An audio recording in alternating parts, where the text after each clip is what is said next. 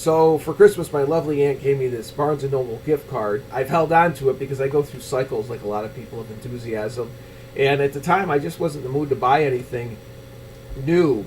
But I've learned, give it a month or two, and things will change. And lo and behold, Ben Shapiro, I'm just bringing it up here, came up with a new book, The Right Side of History, How Reason and Moral Purpose Made the West Great. And I just think that's great. I can't wait to read it.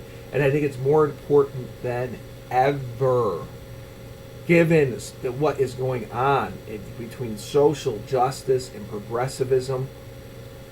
It's a classic example we see of where rights that we've had for so long are starting to be taken for granted and not respected anymore like they used to be, because there's not an appreciation for where all this came from.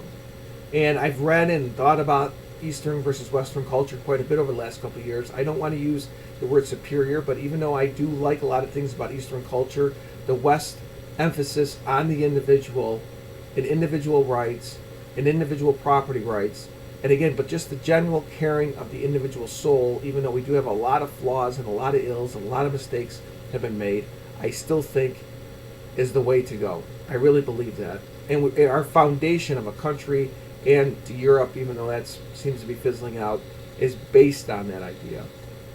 And since it's not taught in schools anymore, it's even more important because they learn how evil the founding fathers are, but you have to learn what the founding fathers, despite their evil, were trying to create, and that's a government with different checks and balances and rights to restrain evil. And it's all so important, and it's all getting lost in the shuffle, and it all takes so much more learning and understanding than social justice and identity politics and emotional knee-jerk reactions. And God bless you for Shapiro. Charles Krauthammer is deceased now, unfortunately. So it's so important for a new generation of people to come up and teach this stuff. Because individuality does not end at abortion and genital mutilation or changing your gender. There's so much more to that.